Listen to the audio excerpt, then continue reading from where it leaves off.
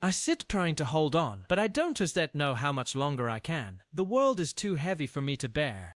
These are the words of a man who conquered the world, yet felt the weight of it pressing down on his shoulders every day. Elvis Presley, the king of rock and roll, is often remembered for his electrifying performances, his smooth voice, and his extraordinary rise to fame. But behind the glittering lights, the sold-out shows, and the thousands of adoring fans, there was a man, one who carried the burden of fame, who grappled with loneliness, and whose inner world was far more complex than the public ever knew. In the privacy of his letters, Elvis shared his heart, raw, vulnerable, and unfiltered. His letters to his beloved mother, Gladys, are not just messages of love, but confessions of fear, sorrow, and longing. These letters offer a glimpse into the soul of a man who, despite his immense success, never felt free. In this video, we dive deep into Elvis's personal letters, hidden messages from a man who was not just the king of rock, but also a son, a husband, and a human being in search of solace. Through these letters, we will uncover the story of a man torn between the fame he sought and the peace he craved. A man who, even in his greatest moments, couldn't escape the darkness that followed him. Join us as we read between the lines of history and discover Elvis Presley as you've never seen him before, vulnerable, broken, and searching for redemption. Elvis Presley was born into humble beginnings, raised in the small town of Tupelo, Mississippi. From the moment he took his first breath, his mother, Gladys Presley, became his anchor. She was his protector, his guide, and the one person who made him feel truly understood in a world that would soon demand everything from him. In the letters he sent her, Elvis's vulnerability is revealed. Each word drips with the longing for her approval, the desire to make her proud, and the fear of losing her love. As Elvis's fame skyrocketed, a tension began to simmer beneath the surface of their relationship. He had grown from a shy, awkward young man into a global sensation, but the fame that he had longed for also brought an overwhelming sense of isolation. Fame, he realized, came at a steep price. It threatened the very bond he held dear, his connection with Gladys. In one of his most heartfelt letters, Elvis confessed, "I feel like I'm losing myself, Mama. All this fame is too much for me. I want to be the boy you raised, the one who sang on that porch back in Tupelo. But this life is taking me far from that boy." His words reflect a deep, almost tragic contradiction. A man who sought to please the world but feared that in doing so he might lose his true self. Gladys, ever the nurturing figure, was Elvis's tether to the simplicity he craved, but even she couldn't shield him from the growing pressures of superstardom. In one poignant letter, Elvis revealed his fear of abandonment. "Sometimes I think I'm just a shadow of who I really am. Will I ever be good enough for you again, Mama?" His words are filled with the fear that his fame was pushing him farther away from his roots, from the family who knew him before the world had placed a crown on his head. The emotional stakes were rising. Elvis's success had brought him everything he had ever dreamed of, except the one thing he craved most, the love and security of his mother, untainted by the relentless demands of his public life. As his fame grew, so did the distance between them, and in those letters, we can feel the weight of his internal battle. A young man caught between the pull of his past and the overwhelming responsibilities of his present. But it was in these letters to Gladys that Elvis poured out his most intimate fears, the ones he could never express on stage. Fame had made him a king, but it was his mother's love that had always made him feel human. By the mid-1960s, Elvis Presley had become more than just a household name. He was a global icon, a force of nature whose influence stretched across the world. But as his fame soared, so too did the weight of its burden. Behind the glitz and glamour of the stage lights, Elvis was beginning to crumble under the pressure. The letters he wrote to those closest to him during this period reveal the profound emotional toll of stardom, how the very thing that brought him adoration also threatened to suffocate him. In a particularly raw letter to his wife, Priscilla, Elvis opened up about the emotional turmoil that plagued him daily. "I'm lost, Pris," he wrote. "I can't breathe under this weight. The fame, the tours, the constant demands. I don't know who I am anymore. I just want to be a man, not a machine for the world to feed on." The words are a cry for help, a man on the edge, feeling trapped in the very life he had once dreamed of.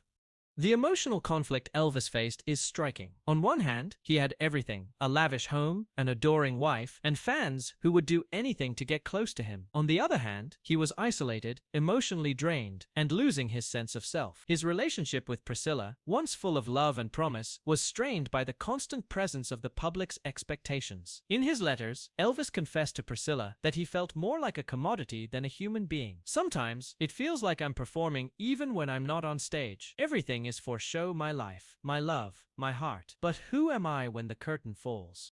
The toll of fame wasn't just emotional, it was physical. Elvis began to experience anxiety, depression, and exhaustion, pushing him further into the arms of his inner demons. The letters revealed that while he longed for normalcy, he feared he could never escape the limelight. "I just want to live like other people, be with you without cameras and fans," he wrote in one particularly poignant letter. "But I'm stuck. I can't escape it. I can't escape them." This internal battle, the constant pull between his desire for peace and his fear of being forgotten, was suffocating. Elvis had become addicted to the validation he received from his fans, and yet he feared that validation was all he had left. The fame that had once made him feel invincible now made him feel like a prisoner. As his fame grew, so did his internal conflict, one that would eventually lead him down a dark, destructive path. And through it all, the letters to Priscilla reveal an underlying truth. Elvis loved deeply, but he could no longer separate himself from the chaos that fame had created. "I set sorry, Pris," he wrote, "for everything I can set be, for everything I set lost." The death of Gladys Presley in 1958 marked the beginning of Elvis's downward spiral. The loss of his mother, a woman who had been his constant source of support, was a blow that Elvis could never truly recover from. In his letters during this time, we see a man struggling with the weight of his grief, his addiction, and the crushing loneliness that fame had exacerbated. Elvis's letters from this period are full of raw emotion. In one particularly heartbreaking letter, he wrote to a close friend, "I can't go on like this. I feel like there's nothing left of me. I keep trying to fill the emptiness, but it just keeps getting deeper. I don't know what I'm doing anymore." The words are not just a plea for help, they are a reflection of his internal collapse. The man who had once been the king of rock and roll now felt like a shell of himself, trapped in a world of his own making. As his grief consumed him, Elvis turned to prescription drugs as a way to numb the pain. His addiction to painkillers, which began as a way to cope with the physical demands of touring, spiraled out of control. In his letters, he described the constant battle to stay awake, to perform, to be the man the world expected him to be. "I don't even know who I am anymore. I just want to stop hurting, but it's like I can't. I can't breathe without these pills, but they're killing me." The desperate vulnerability in these words is impossible to ignore. His marriage to Priscilla, once full of hope and promise, began to fall apart. The emotional strain of Elvis's addiction, coupled with his inability to cope with his grief, created an insurmountable barrier between them. In one letter, Elvis expressed his fear that his demons were pushing everyone he loved away. "I know I'm not the man you married, and I can't blame you for wanting to leave. I don't know if I can stop this madness, but I'm trying." The letter ends with an almost heartbreaking plea. "Please don't give up on me. I don't want to lose you too." But by this time, the man who once ruled the stage with energy and charisma had become a shadow of his former self. Elvis's addiction began to take a toll on his performances, his health, and his relationships. He was spiraling, caught in a cycle of addiction, grief, and isolation that he couldn't escape. The very fame that had once brought him adoration now seemed like a cage, and the letters he wrote during this time reflect the painful truth. He was a man at war with himself, struggling to keep his identity intact while drowning in the weight of his own despair. The emotional stakes were higher than ever. Elvis's fame had brought him everything he could ever want, but at what cost? His letters during this time were filled with regret, longing, and a desperate desire for redemption, even though he felt like he had lost everything. The late 1960s marked a turning point in Elvis Presley's life, an era of reflection, reinvention, and ultimately, redemption. His comeback, which culminated in the legendary '68 comeback special, symbolized more than just a return to the stage. It was a personal resurrection, a chance for Elvis to reclaim a part of himself that had been lost in the chaos of his earlier years. But even as he found a semblance of balance, the scars of his past, his addiction, the loss of his mother, and his failed marriage remained deeply etched in his soul.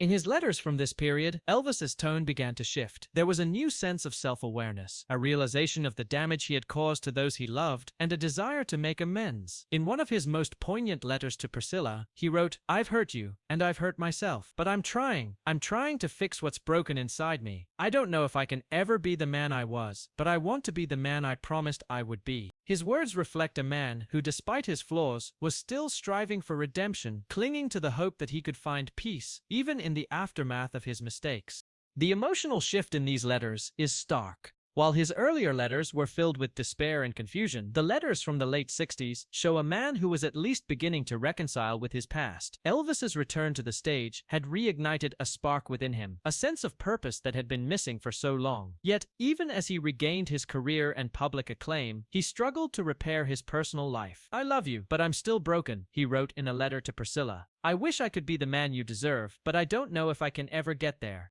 Despite these efforts at self-repair, Elvis's inner turmoil was far from over. In a letter written in the early 1970s, he expressed a deep yearning for peace, a peace he felt was always just out of reach. "I don't want to fight anymore," he wrote. "I just want to rest, to find some quiet in my soul. I want to be more than what I've become." It was as if, in these letters, Elvis was acknowledging the toll that fame and his own inner demons had taken on him. He had given so much to the world, but at the cost of his own well-being. In his final years, Elvis's letters took on a more reflective tone, filled with gratitude for the love he had experienced, yet shadowed by the regrets of his past. A letter written shortly before his death revealed a side of Elvis that few ever saw, a man coming to terms with his own mortality. "I've had my ups and downs," he wrote. "I've been to the top and fallen, but I still have hope. I hope that somehow I've left a mark on this world that means something, maybe not for me, but for those I've loved." Elvis Presley's final years were marked by a quiet acceptance of who he had become, and in these letters we find the man behind the legend, a man who had made peace with his struggles, his failures, and his dreams. He may have never fully escaped the weight of his fame, but in his final moments, he seemed to find solace in the love of his daughter, Lisa Marie, and the hope that his legacy would live on through her. Elvis Presley's life was not just defined by his music or his iconic performances. It was shaped by the words he left behind. The letters that were his lifeline in a world that demanded perfection but offered little room for vulnerability. Through these letters, we discover a man who, despite his fame and fortune, was deeply human, struggling with isolation, longing for connection, and seeking redemption in the wake of his mistakes. The words Elvis wrote to his mother, his wife, and his closest friends are more than just historical documents. They are windows into the heart of a man who never truly escaped the shadows of his own fame. In these letters, we see Elvis as a son who craved his mother's approval, a husband who wrestled with the pressures of public life, and a man who, above all, sought peace in a world that offered him little. His letters tell the story of a man who, despite his massive success, was often at odds with himself. As we reflect on these letters, we are reminded of the cost of fame, the toll it takes on one's mental and emotional well-being. Elvis's life was a testament to the dangers of living in the spotlight, yet his letters offer a powerful message that even in the darkest times, there is always the possibility of redemption. Elvis's search for peace may have been flawed, but it was real, and in his letters, we see the genuine desire to reconcile with his past and create a better future. The legacy of Elvis Presley is not just in his music, but in the words he wrote, the unspoken thoughts that reveal the truth behind the man. These letters remind us that even the greatest legends are not immune to the struggles of life. They show us that fame may give us everything we want, but it cannot protect us from the pain that lies within. As we close the chapter on Elvis's life, we leave you with a question: what can we learn from his journey? What can we take from his struggles, his search for redemption, and his ultimate legacy? Share your thoughts, reflect on the story of the King of Rock and Roll, and remember that behind every legend, there is a person who, just like us, faced the highs and lows of life with hope, heartache, and humanity.